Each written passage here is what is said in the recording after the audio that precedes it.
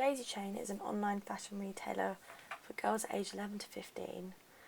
There's a gap in the market that I believe needs filling, as there is a high demand for this sort of product. There are many different factors that could affect a business. These are the main 9 categories. For example, a global factor would be if the UK left the EU, it would mean it'd be much more expensive to trade with European countries. I use both primary and secondary research methods when doing my market research, as I want to collect as much information as possible, and I want to learn about both the parents and the young girls. I used an online survey for my primary research, and I used the internet to research the market for my secondary research.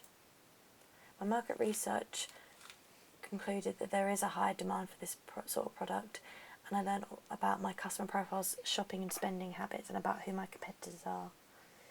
My secondary research also concluded that there has been a rise in sales in the children's wear market since the birth of the royals.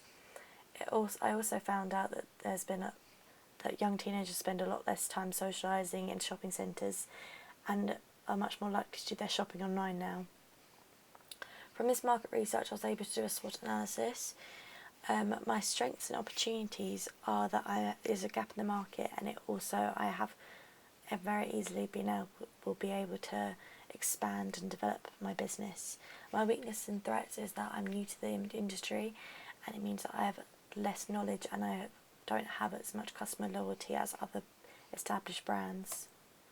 When I am as an established brand, I'll be looking to employ employees, and I must make sure that I comply with the minimum wage regulations and the Equalities Act to make sure all my employees are treated fairly and equally throughout their time in the business.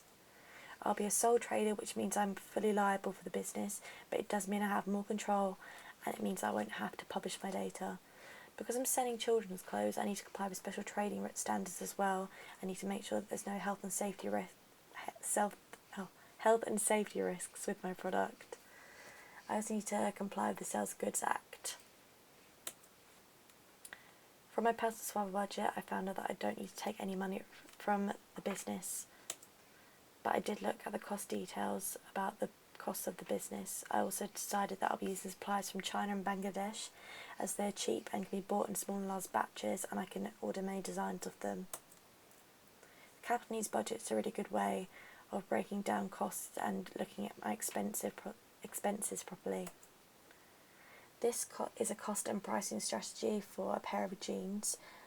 There is a 69% profit margin, and from my financial forecast, I predicted that there will be a dip in August and a rise in December for Christmas presents and for when the weather's getting colder. This is a t-shirt with a profit margin of 72%. I predicted, even though that t-shirts do sell well throughout the year, that there'll be a peak in June and a dip in November. This scale has a profit margin of 66%.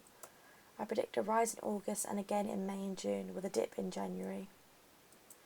A bikini with a profit margin of 73% will peak in August, October and December for school holidays and will stay low during term time.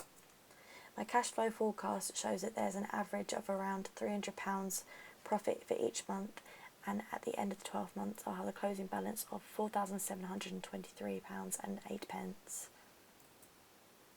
Because I've got such a specialised demographic, there are many ways I can grow and develop. I could either sell my clothes on other retailers' websites or stores, set up my own physical store, maybe go into boys' clothes, and there's many other possibilities. I used to make sure that I prepare for the worst as well. I need to make sure that I have backup plans and new marketing and fresh ideas to make sure that if something does go wrong, that I can quickly resolve it.